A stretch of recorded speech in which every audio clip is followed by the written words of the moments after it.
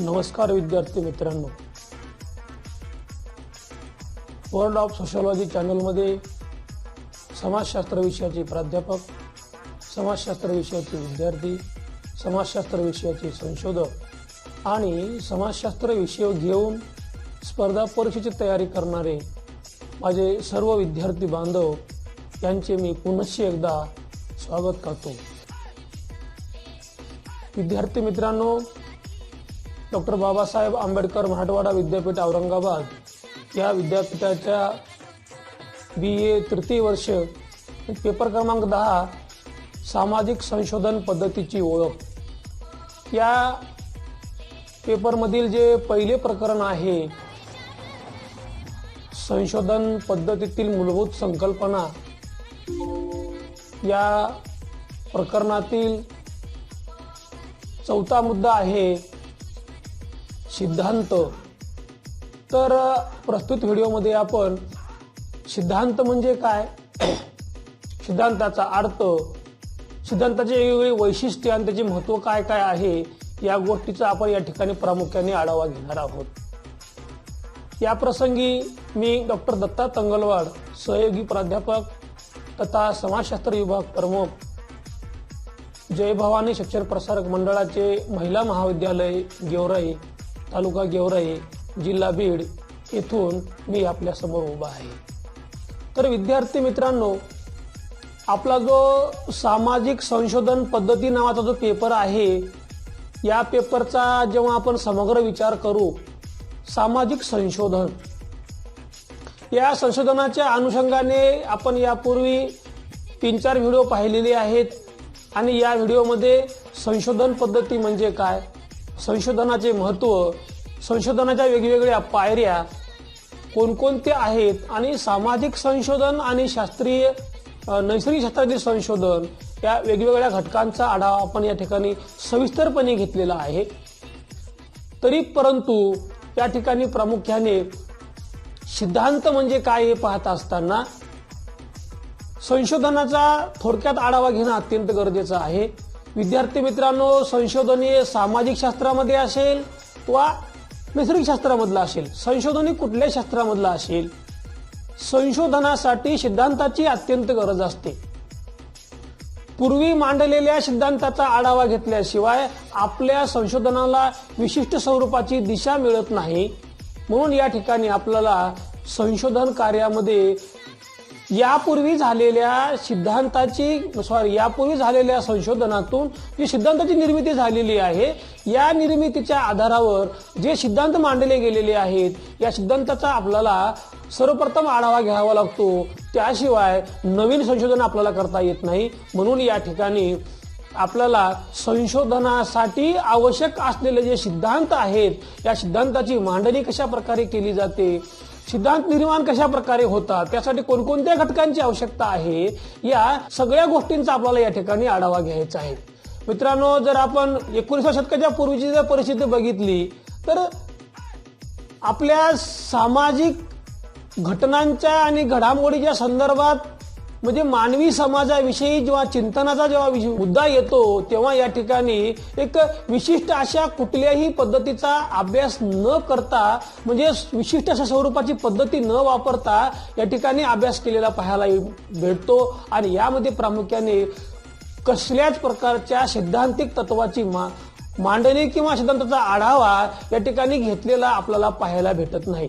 सामाजिक घटना आणि घडामोडीचा अभ्यास करताना तत्वज्ञान, धर्म, नैतिकता, आर्थिक, सामाजिक या सर्व स्थितीचा जेव्हा विचार करतो, तेव्हा ह्या गोष्टी पूर्णपणे परस्परामध्ये मिसळून गेलेले आपल्याला पाहायला भेटतात आणि यामध्ये सूत्रता आणि वैज्ञानिक पद्धतीचा दृष्टिकोन होता असं आपल्याला मुळीच म्हणता येत नाही।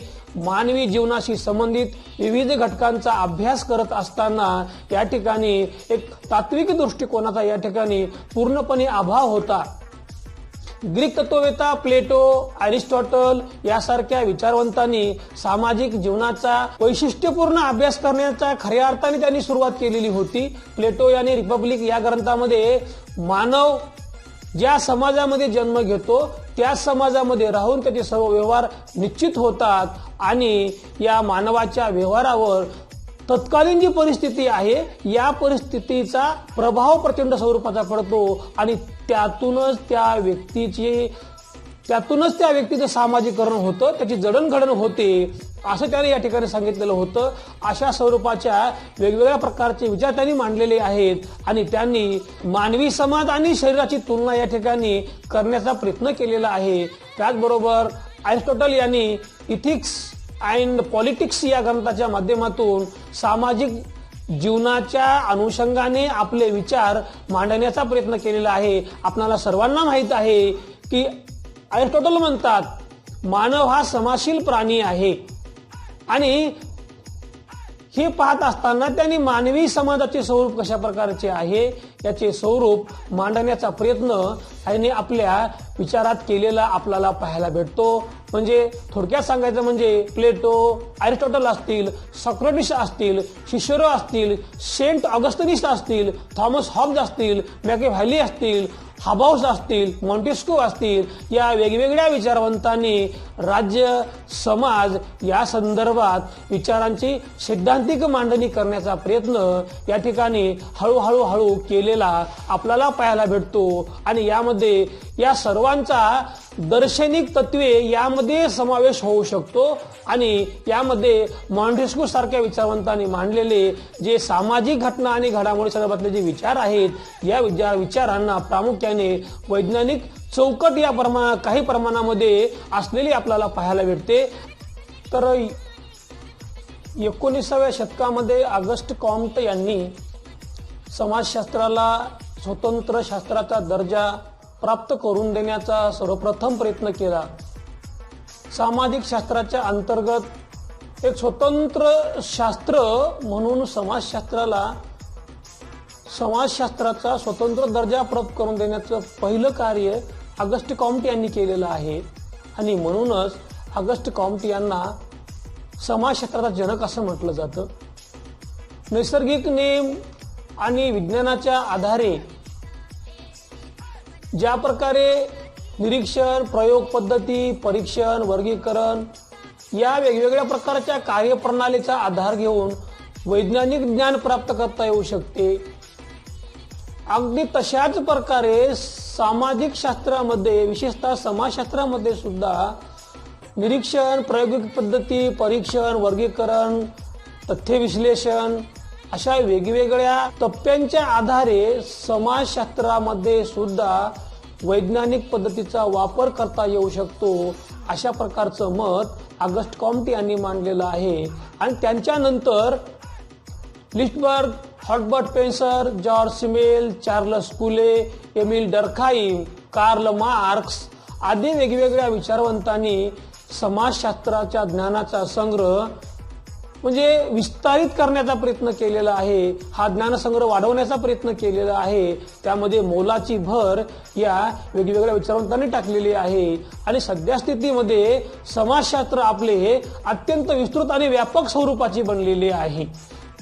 आणि म्हणून या समाजशास्त्रज्ञांनी ज्या वेगवेगळ्या प्रकारच्या सिद्धांतांची मांडणी केलेली आहे या सिद्धांताचा आधार घेऊन भविष्यकालीन भारतीय समाजामध्ये, विद्यमान भारतीय समाजामध्ये जे वेगवेगळ्या प्रकारचं संशोधन सामाजिक शास्त्रामध्ये होत आहे या सामाजिक शास्त्राच्या संशोधनासाठी या वेगवेगळ्या विचारवंतांनी मांडलेल्या वेगवेगळ्या विचारांचा आधार घेणे अत्यंत गरजेचे आहे. म्हणजे ज्याप्रमाणे एमिल डर्खाइम यांनी मांडलेला जो आत्महत्येचा सिद्धांत आहे या सिद्धांताचा आधार घेऊन किंवा या सिद्धांताचा सखोल आपण अभ्यास करून विद्यमान भारतीय समाजामध्ये जे वेगवेगळ्या प्रकारचे आत्महत्येचे प्रकरण घडत आहेत, हे प्रकार का घडत आहेत, कशा प्रकारे घडत आहेत याचा अभ्यास करत असताना आपल्याला त्या आत्महत्येच्या सिद्धांताचा आपल्याला आधार घेता येतो. म्हणून या ठिकाणी सिद्धांताची जी मांडणी पूर्वी केलेली आहे या सिद्धांताचा आधार घेणे, अभ्यास करणे आणि आपल्या संशोधनाला चालना देणे यासाठी सिद्धांतांचा आढावा घेणे अत्यंत महत्त्वाचे असते. म्हणून सिद्धांत म्हणजे काय हे पाहणे अत्यंत गरजेचे आहे. मित्रांनो, संशोधनामध्ये अचूक निष्कर्षापर्यंत पोहोचवण्याचा एक शास्त्रीय मार्ग म्हणजे तथ्य संकलन होय आणि संशोधनात तथ्य आणि सिद्धांत यांचा अतिशय जवळचा संबंध आहे. म्हणजे तथ्य आणि सिद्धांत हे परस्पराशी खूप घनिष्ठ संबंधाने असतात. तथ्याशिवाय सिद्धांत नाही आणि सिद्धांताशिवाय तथ्य नाही असं म्हटलं तरी फारसं काही वावगे ठरणार नाही. कारण एखाद्या सामाजिक समस्येच्या अनुषंगाने जेव्हा आपण माहिती संकलित करत असू तेव्हा वेगवेगळ्या सिद्धांताचा आधार घेऊन आपल्याला ही माहिती संकलित करावी लागते. आणि मग कोणकोणत्या प्रकारचे तथ्य संकलित करायचे आहेत हे जर आपल्याला पाहायचं असेल तर यासाठी सिद्धांताचा आढावा घ्यावा लागतो आणि या वेगवेगळ्या प्रकारच्या केलेल्या तथ्य संकलनातून एक विशिष्ट प्रकारची संकल्पना उदयाला येते आणि ह्या वेगवेगळ्या संकल्पनांच्या माध्यमातून सिद्धांत उभारतो. म्हणून या ठिकाणी अशा प्रकारे संशोधन, सिद्धांत आणि तथ्य ही एकमेकाशी अतिशय जवळचा घनिष्ठ संबंध आहे. ते एकमेकावर परस्परावर अवलंबून आहेत. म्हणून ह्या गोष्टीवर विशेष लक्ष देणं अत्यंत गरजेचं आहे. विद्यार्थी मित्रांनो, सिद्धांताची व्याख्या करत असताना वेगवेगळ्या विचारवंतांनी सिद्धांत म्हणजे काय हे सांगण्याचा प्रयत्न केलेला आहे. यामध्ये पहिली व्याख्या आहे जॉर्ज सी होमन्स यांच्या मते संकल्पनांचा समुच्चय किंवा संकल्पनाची एक योजना म्हणजे सिद्धांत होय. अशा प्रकारचं मत जॉर्ज सी होमन्स यांनी मांडलेलं आहे. त्यानंतर रॉबर्ट मर्टन म्हणतात जेव्हा संकल्पना योजनेच्या रूपात आंतरसंबंधित होतात त्या अवस्थेला सिद्धांत असं म्हणावं. अशा प्रकारचं मत रॉबर्ट मर्टन यांनी मांडलेलं आहे. त्यानंतर गुडन हॅट यांच्या मते सिद्धांत हे तथ्यातील परस्पर संबंध निर्माण करणारी व्यवस्था आहे किंवा तथ्यांना अर्थपूर्ण स्वरूपामध्ये व्यक्त करणारी रचना म्हणजे सिद्धांत होय. अशा प्रकारचं मत गुडन हॅट यांनी मांडलेलं आहे. त्यानंतर पीटरसन यांच्यामध्ये तथ्यांना एखाद्या अर्थपूर्ण रीतीने व्यवस्थित मांडणे व त्यात तार्किक संबंध प्रस्थापित करणे यातून सिद्धांताची निर्मिती होते. अशा प्रकारचं मत पीटरसन यांनी मांडलेलं आहे. तर जॉनथॉन टर्नर म्हणतात सिद्धांत अत्यंत अमूर्त तथा पर्याप्त स्वरूपात सुस्पष्ट होणारा निष्कर्ष आहे. म्हणजे सिद्धांताच्या माध्यमातून अत्यंत बारीक बारीक गोष्टींचा अभ्यास केलेला असतो आणि हा अभ्यास म्हणजे एखाद्या घटनेचं सगळं स्वरूप स्पष्ट करण्यासाठी आणि विशिष्ट स्वरूपाचे निष्कर्ष काढण्यासाठी मदत करणारा एक आधारभूत मार्ग आहे. अशा प्रकारचं मत या ठिकाणी जॉनथॉन टर्नर यांनी मांडलेलं आहे. त्यानंतर रॉबर्ट मर्टन म्हणतात सिद्धांत म्हणजे अनुभविक सामान्यीकरण आणि तथ्यांचे तार्किक संबंध प्रस्थापित करणारी व्यवस्था म्हणजे सिद्धांत होय. अशा प्रकारचं मत या ठिकाणी रॉबर्ट मर्टन यांनी मांडलेलं आहे. तर टॉलकट पर्सन यांच्या मते सिद्धांत अनुभविक असतात तसे त्यातील संकल्पना तार्किक स्वरूपाने एकमेकाशी जोडल्या गेलेल्या असतात. अशा प्रकारचं मत टॉलकट पर्सन यांनी मांडलेलं आहे. तर थॉमस मुरे यांच्यामध्ये सिद्धांत म्हणजे तर्कावर आधारित संकल्पना, व्याख्या आणि विधाने यांची अनुभविक व्यवस्था होय. अशा प्रकारचं मत थॉमस मुरे यांनी मांडलेलं आहे. मित्रांनो, या वेगवेगळ्या विचारवंतांनी दिलेल्या 7-8 व्याख्येच्या आधारावरून एक आपल्याला असं म्हणता येते की समाजशास्त्रीय सिद्धांत सामाजिक जीवन आणि सामाजिक घटना शी संबंधित असून यामध्ये तथ्यांचे परीक्षण, तथ्यांचे निरीक्षण आणि वर्गीकरण केले जाते आणि एकंदरीत सिद्धांत ही एक मानसिक प्रक्रिया आहे. सिद्धांतामध्ये विचार प्रक्रिया आणि विचार विकास प्रक्रिया या 2 घटकांना अत्यंत महत्त्व आहे. म्हणून या ठिकाणी सिद्धांत हे अत्यंत महत्त्वाचे असलेले आपल्याला या ठिकाणी सांगता येतात. अशा वेगवेगळ्या विचारवंतांनी केलेल्या वेगवेगळ्या व्याख्येवरून आपल्याला या ठिकाणी सिद्धांत म्हणजे नेमकं काय हे आपण या ठिकाणी स्पष्ट केलेलं आहे. मग ही सिद्धांताची निर्मिती जी आहे, सिद्धांताची निर्मिती कशा प्रकारे होते हे सांगत असताना जॉनथॉन टर्नर यांनी म्हटलेलं आहे की सिद्धांत निर्मितीसाठी प्रामुख्याने कुठल्याही सामाजिक समस्येला किंवा एखाद्या सिद्धांताची निर्मिती होण्यासाठी 4 टप्प्यातून जावं लागतं. त्यातला पहिला टप्पा आहे संकल्पना आणि तथ्य, दुसरा आहे चले आणि प्रतिमान, तिसरा आहे विधान आणि 14 आहे सैद्धांतिक रचना आणि चौकट. अशा या 4 टप्प्याच्या माध्यमातून सामाजिक शास्त्रातील सिद्धांताची निर्मिती होत असते, अशा प्रकारचं मत या ठिकाणी जॉनथॉन टर्नर यांनी सांगितलेलं आहे. यामध्ये कोणत्याही सिद्धांताची निर्मिती करण्यासाठी सर्वप्रथम संकल्पनांची मांडणी करावी लागते आणि या संकल्पनेची मांडणी करण्यासाठी एखाद्या विशिष्ट सामाजिक समस्येच्या अनुषंगाने जी वेगवेगळ्या प्रकारची तथ्ये संशोधकांनी संकलित केलेली आहेत, या संकलनातून सिद्धांताच्या निर्मितीसाठी आवश्यक असणाऱ्या ज्या संकल्पना आहेत, या संकल्पनांची निर्मिती होते आणि त्यातून सिद्धांत निर्माण होतो, अशा प्रकारचं मत या ठिकाणी सांगितलेलं आहे. त्यासाठी वेगवेगळ्या प्रकारचे चले, वेगवेगळ्या प्रकारचे प्रतिमान या ठिकाणी संशोधकाला संशोधनामध्ये त्यांचा आधार घ्यावा लागतो. 2 चलामध्ये काय परस्पर संबंध आहे तो संबंध शोधावा लागतो.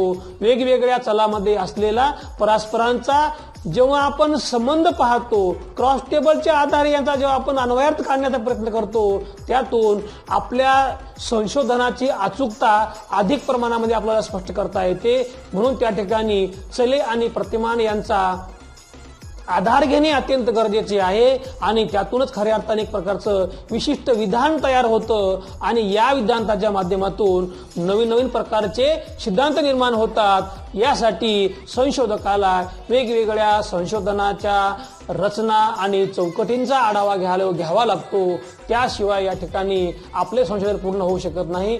म्हणून जॉनथॉन टर्नर यांनी सांगितलेले सिद्धांताच्या निर्मितीचे 4 टप्पे अत्यंत महत्त्वाचे असलेले आपल्याला या ठिकाणी सांगता येतात.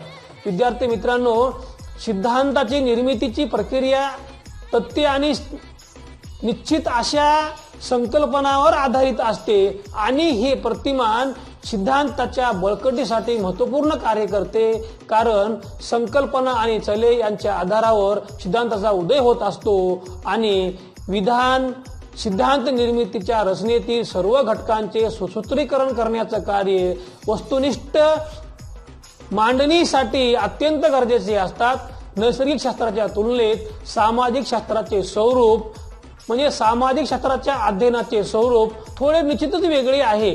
या अध्ययनामध्ये मानवी समाज हा नैसर्गिक शास्त्राच्या अभ्यासाचा मूळ अभ्यास विषय आहे. त्यामुळे या ठिकाणी थोड्याफार मर्यादा पडत जरी असल्या तरी या ठिकाणी वस्तुनिष्ठ स्वरूपाचे निरीक्षण आणि सैद्धांतिक चौकटी जर शास्त्रीय स्वरूपाच्या वापरल्या तर नक्कीच या ठिकाणी आपल्याला या माध्यमातून जे तथ्य उघडकीस येतील यातून सिद्धांताची निर्मिती होण्यासाठी नक्कीच ते सहाय्यभूत ठरू शकतात. म्हणून या ठिकाणी संशोधनामध्ये सिद्धांत हे अत्यंत महत्त्वाचे आहेत. हे आपल्या या ठिकाणी स्पष्ट होऊ शकतं. म्हणून या ठिकाणी सामाजिक घडामोडीच्या संबंधित उपलब्ध ज्ञानाचा अनुभव संशोधनाच्या निष्कर्षाचे प्रतिपादन देण्यात सर्वात प्रभावी मार्ग म्हणजे सिद्धांत होय, अशा प्रकारचं मत या ठिकाणी आपल्याला सांगता येते.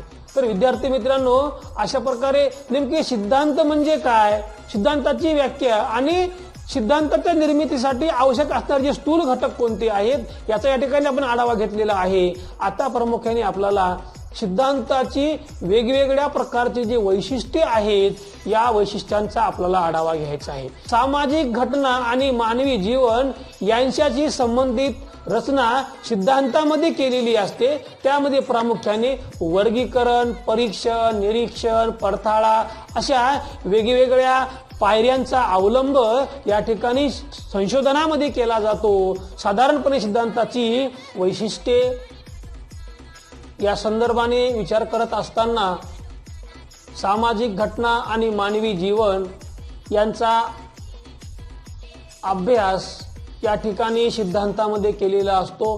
त्यामध्ये प्रामुख्याने निरीक्षण, परीक्षण, वर्गीकरण, पडताळा या घटकांचा आधार घेतला जातो. साधारणपणे सिद्धांताची सर्वसामान्य वैशिष्ट्ये ही काही ठळक मुद्द्यांच्या आधारे आपण या ठिकाणी खाली अभ्यासणार आहोत. त्यामध्ये सर्वात महत्त्वाचा म्हणजे कोणत्याही सिद्धांताच्या निर्मितीसाठी तथ्यांची आवश्यकता असते. तथ्याशिवाय सिद्धांताची निर्मिती होऊ शकत नाही. म्हणून तथ्य संकलन ही यातली अत्यंत महत्वाची पहिली पायरी आहे असं सुद्धा म्हणायला या ठिकाणी आपल्याला हरकत नाही. दुसरा मुद्दा आहे सिद्धांताची मांडणी. तथ्याचा अनुक्रम, त्याचे विषय विवेचन, वैज्ञानिक आधार, वस्तुनिष्ठ विश्लेषण यांच्याशी निगडीत असतो. तिसरा मुद्दा आहे सिद्धांत हे अमूर्त स्वरूपाचे असतात, कारण अमूर्तीकरण हे सिद्धांताची खरी ओळख आहे. पुढचा मुद्दा आहे सिद्धांत तथ्याचे संक्षिप्त स्पष्ट केलेले एक रूप असते.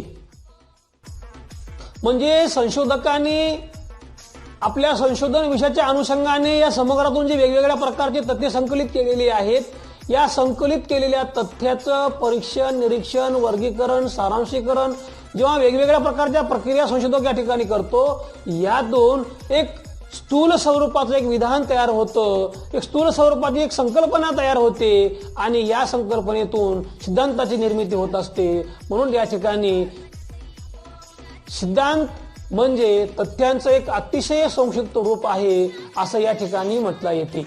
पुढचा मुद्दा आहे मित्रांनो, सिद्धांताचे स्वरूप अनुभवधिष्ठित आणि परीक्षणक्षम असावे.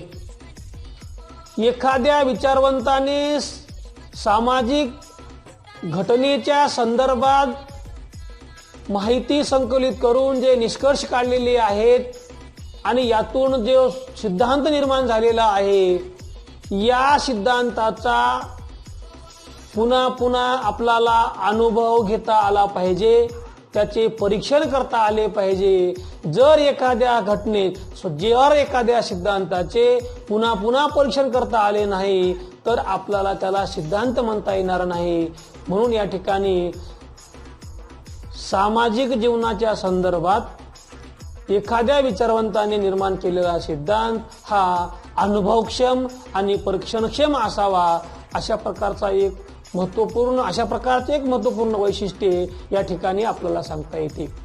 पुढचा मुद्दा आहे सामाजिक घटना आणि समस्या यांच्या बाबतीत उपलब्ध ज्ञानाचा एक विशिष्ट असा क्रम लावावा लागतो. तथ्याचे स्पष्टीकरण करणे, त्याचा अन्वयार्थ स्पष्ट करणे, वेगवेगळ्या चलामध्ये असलेले सहसंबंध स्पष्ट करणे आणि त्यांचे वर्गीकरण करणे इत्यादी बाबी सिद्धांतात अंतर्भूत असतात. एकंदरीत सिद्धांत ही एक वैज्ञानिक स्वरूपाची तांत्रिक विचारसरणी आहे अशा प्रकारचं मत गुड अँड हॅट यांनी मांडलेलं आहे. म्हणजे सिद्धांतामध्ये वस्तुनिष्ठता आहे, तर्कनिष्ठता आहे, वेगवेगळ्या चलातील परस्पर संबंध स्पष्ट करण्याचा प्रयत्न केलेला आहे, तथ्यांचा अन्वयार्थ लावण्याचा प्रयत्न केलेला आहे, त्यांचं वर्गीकरण करण्याचा प्रयत्न केलेला आहे. अशा प्रकारे वेगवेगळ्या प्रक्रियांचा वापर करून या ठिकाणी सिद्धांताची निर्मिती होणे अत्यंत गरजेचं आहे. अशा प्रकारचे एक वैशिष्ट्य या ठिकाणी सांगितलेलं आहे. म्हणजे या सर्व वेगवेगळ्या वैशिष्ट्यांचा आपण जेव्हा आढावा घेऊ किंवा अभ्यास करू तेव्हा आपल्या एक लक्षात येतं की सिद्धांत हे संशोधकाने संकलित केलेल्या वेगवेगळ्या तथ्यांच्या परीक्षणातून, निरीक्षणातून, वर्गीकरणातून, संकेतीकरणातून आणि वेगवेगळ्या चलामध्ये जे परस्पर संबंध आहेत यांचा बारकाईने सूक्ष्म स्वरूपाचा अभ्यास करून एक विशिष्ट स्वरूपाचा काढलेला निष्कर्ष असतो. आणि हा काढलेला जो निष्कर्ष आहे तो भविष्यकालीन संशोधनासाठी अत्यंत महत्त्वाचा ठरतो. म्हणून या ठिकाणी अशा प्रकारे या त्या मुद्द्यांचा आढावा घेणं अत्यंत महत्त्वाचं होतं असं मला या ठिकाणी सांगावंसं वाटतं. आता पुढचा मुद्दा आहे सिद्धांताचे महत्त्व काय आहे, या गोष्टीचा आपण आढावा घेणार आहोत. मित्रांनो, तथ्य आणि सिद्धांताचा अत्यंत जवळचा संबंध असलेला आपण यापूर्वी पाहिलेला आहे. सामाजिक शास्त्रातील सिद्धांतामध्ये काही प्रकारे असलेली आपल्या समोर येतात. एकंदरीत सिद्धांतामुळे नवीन प्रश्न जे निर्माण झालेले आहेत किंवा नवीन समस्या निर्माण झालेल्या आहेत त्या समस्या सोडवण्यासाठी आपल्याला त्या सिद्धांताच्या मांडणीचा उपयोग होऊ शकतो. म्हणून संशोधनामध्ये गृहीतकर्त्यांची निर्मिती किंवा गृहीतकर्त्यांची मांडणी ही अत्यंत महत्त्वाची ठरते आणि यामुळे सिद्धांताच्या निर्मितीला किंवा सिद्धांताच्या उदयासाठी एक विशिष्ट स्वरूपाची दिशा संशोधनाला लागलेली आपल्याला या ठिकाणी पाहायला भेटते। या संदर्भात कार्ल पिअर्सन यांनी म्हटलेलं आहे की विज्ञानाचे कार्य म्हणजे घटनांचे वर्गीकरण करणे, त्यांचा कार्यकारण संबंध लावणे आणि त्यामध्ये असल्याचे सापेक्ष जे महत्व आहे हे महत्व स्पष्ट करणे होय। या अर्थाने सामाजिक शास्त्राच्या ज्या अध्ययनातून म्हणजे अध्ययन विषयाचा जेव्हा आपण अभ्यास करू, हा अध्ययनाचा जो विषय आहे हा अत्यंत महत्वाचा असलेला आपल्याला या ठिकाणी सांगता येतो। तर समाजशास्त्रीय अध्ययनामध्ये जे सिद्धांताचे महत्व आहे हे कोणकोणते आहे पाहत असताना यातला पहिला मुद्दा आहे तथ्य संकलनाला विशिष्ट स्वरूपाची दिशा लागणे। मित्रांनो, सिद्धांताची जेव्हा निर्मिती होते, जे वेगवेगळे सिद्धांत सामाजिक शास्त्रामध्ये उदयाला आलेले आहेत, हे उदयाला आलेले जे सिद्धांत आहेत, या सिद्धांताच्या सूक्ष्म अध्ययनानंतर विद्यमान स्थितीमध्ये जे आपल्याला संशोधन करायचे आहे, या संशोधनामध्ये आपल्या सामाजिक समस्याच्या अनुषंगाने कोणकोणत्या तथ्यांचं संकलन करावं, संकलनाची प्रक्रिया जी आहे अत्यंत महत्वाची आहे। तथ्यांचे संकलन कोण्या दिशेने करावे या संदर्भामध्ये विशिष्ट स्वरूपाचं मार्गदर्शन आपल्याला सिद्धांतामुळे मिळते। कोणत्या घटकांचा सूक्ष्म अभ्यास करावा, त्यासाठी कुठल्या संशोधन ग्रंथांचा आधार घ्यावा, त्या ग्रंथामधल्या कोणकोणत्या तथ्यांचा आधार घ्यावा, या सर्व गोष्टींचा अंदाज संशोधकाला सिद्धांताच्या मांडणीमुळे किंवा जे पूर्वी निर्माण झालेले सिद्धांत आहेत त्या सिद्धांताचा आढावा घेतल्याशिवाय समजू शकत नाही। त्याशिवाय नवीन शोध घेणे केवळ अशक्यप्राय आहे।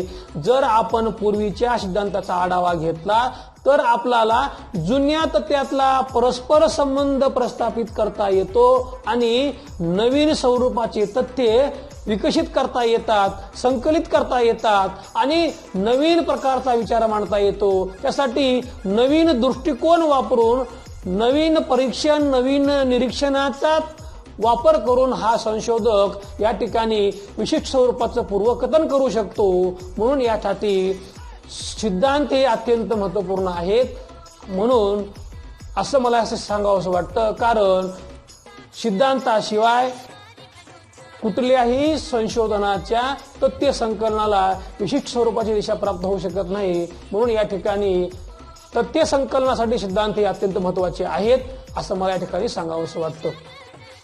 पुढचा मुद्दा आहे संकल्पनांच्या मांडणीसाठी आणि सिद्धांताच्या स्पष्टीकरणासाठी संकल्पनांच्या मांडणीसाठी आणि स्पष्टीकरणासाठी सिद्धांत उपयुक्त ठरतात। एखादी वस्तू किंवा व्यक्तीला ओळखण्यासाठी त्याला जे दिलेलं नाव आहे ते म्हणजे संकल्पना होय। आणि अध्ययनातील घटकाचे अमूर्त प्रतिकृत आणि ही संकल्पना म्हणजे अध्ययनातील घटकाचे अमूर्त प्रतिकृती असते। सिद्धांताद्वारे नवीन संकल्पना मांडणे संशोधकाला अत्यंत सोपं जातं। म्हणून या ठिकाणी संकल्पनांची मांडणी करणे, संकल्पनांचं स्पष्टीकरण करणे यासाठी जुन्या सिद्धांताचा आढावा संशोधकाला घ्यावा लागतो। म्हणून हे या ठिकाणी आपल्याला सिद्धांताचं महत्व सांगता येतं। पुढचा मुद्दा आहे तथ्यांची सत्य असत्यता पडताळणे। म्हणजे या ठिकाणी जेव्हा संशोधन कार्य करत असतो तेव्हा पूर्वी मांडलेल्या सिद्धांताचा आढावा घेऊन किंवा आधार घेऊन त्या सिद्धांताची जी वैज्ञानिक निष्कर्षाच्या आधारावर जी सिद्धांताची निर्मिती केलेली आहे ती तात्विक स्वरूपाचा आधार असतो आणि वैज्ञानिक संशोधनात सामाजिक तथ्य किती प्रमाणामध्ये सत्य आहेत आणि किती प्रमाणामध्ये असत्य आहेत याचा पडताळा वैज्ञानिक दृष्टिकोनातून तपासण्यासाठी संशोधकाला या ठिकाणी सिद्धांताचा आढावा घ्यावा लागतो. म्हणून या ठिकाणी सिद्धांत हे अत्यंत महत्वाचे असतात. त्यातूनच या ठिकाणी सुसंवाद निर्माण होण्यासाठी मदत होते. म्हणून सिद्धांत हे तथ्यामधील सत्यता असत्यता पडताळून पाहण्याचं एक महत्वपूर्ण साधन आहे. आजचा मुद्दा आहे तथ्यामधील सुसंबद्धता स्पष्ट करणे. मित्रांनो, सिद्धांताद्वारे वेगवेगळ्या तथ्यामध्ये असलेला जो संबंध आहे हा संबंध कशा प्रकारे निर्माण झाला, आपले संशोधन सुलभ करण्यासाठी काय करावं लागेल, सारांशीकरण कशा प्रकारे करावे लागेल, संशोधकाला कोणकोणत्या घटकांची मदत घ्यावी लागेल, यासाठी अनुभवदृष्टी संशोधनाच्या साहाय्याने काही जे सामान्य नियम मांडलेले असतात या नियमांचा आधार या ठिकाणी संशोधकाला घ्यावा लागतो. सिद्धांतावर आधारित नियमांची मदत घेऊन संशोधक तात्विक स्वरूपाचे सार या ठिकाणी मांडत असतो. आणि हे मांडलेला सार म्हणजे वेगवेगळ्या तथ्यामध्ये असलेला परस्पर संबंध प्रस्थापित करणे, हा संबंध स्पष्ट करणे, म्हणजे दोन पेक्षा अधिक तथ्यामध्ये असलेले हे सहसंबंध जे आहेत हे सहसंबंध स्पष्ट करण्यासाठी सिद्धांत महत्वाचे असतात. वेगवेगळ्या चलामधले असलेले संबंध स्पष्ट करण्यासाठी सिद्धांताची गरज असते. म्हणजे पूर्वी झालेले संशोधन हे नवीन संशोधनाला चालना देण्यासाठी अत्यंत महत्वाचे आहे असं मला या ठिकाणी सांगावंसं वाटतं. पुढचा मुद्दा आहे नवीन नियम आणि संकल्पनांची मांडणी करणे. विद्यार्थी मित्रांनो, सामाजिक वास्तवाचे दर्शन वेगवेगळ्या सिद्धांताच्या रचनेतून आपल्या लक्षात येते. समाजात कोणत्या प्रकारच्या सामाजिक समस्या आहेत त्यांचा अभ्यास करत असताना पूर्वी जे सिद्धांत मांडलेले आहेत या सिद्धांताचा आपल्याला पुरेपूर आढावा घेता येतो. सिद्धांतातील काही संकल्पना सुज्ञ विचारवंतांनी जे मांडलेले विचार आहेत या विचारांच्या अभ्यासातून नवीन विचाराला चालना मिळत असते. आणि यामुळे जसे साध्य आहे तसे साधने सुद्धा या ठिकाणी आहेत अशी या ठिकाणी आपल्याला म्हणता येते. म्हणजे सिद्धांतामुळे संशोधकास विविध योजना तयार करणे, त्यामधील विश्वसनीयता स्पष्ट करणे आणि माहितीचे प्रस्तुतीकरण करणे, नवनवीन नियम प्रतिपादित करणे यासाठी सिद्धांत हे अत्यंत महत्वाचे आहेत असं या ठिकाणी आपल्याला सांगता येते. पुढचा मुद्दा आहे नवीन गृहीतकर्त्याची निर्मिती करणे किंवा रचना करणे. मित्रांनो,